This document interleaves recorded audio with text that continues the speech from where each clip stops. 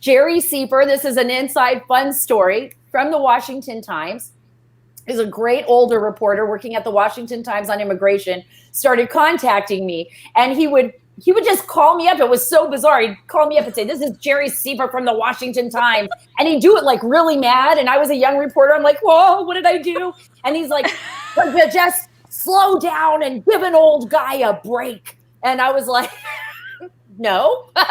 Oh my gosh. So he eventually hired me. He begged them to hire me at the Washington Times. And that's how I came to Washington, D.C. But my decision to come here, though, was based on one factor, because I am a pain in the butt. And I said, I would love to come only if you hire me to be a war correspondent for the Pentagon.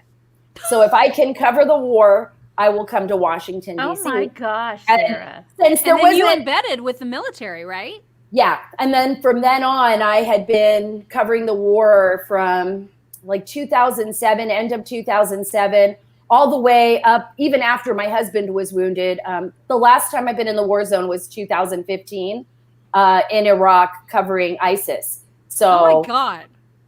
So President Trump was like, holy cow. Because I never thought, after covering all of these stories that I would stumble on the whole Russia hoax thing.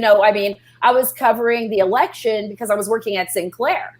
And it was actually because they needed me to cover it. They were like, hey, Sarah, why don't you come cover this a couple of days because we don't have someone there. And I started covering it. And then, of course, Michael Flynn, I knew him when I covered the war. Mike Flynn was the head of intelligence in Afghanistan. I started seeing what was going on with the FBI. And I stumbled on all of that during my early coverage of the Trump presidency. And that's how everything kind of unfolded.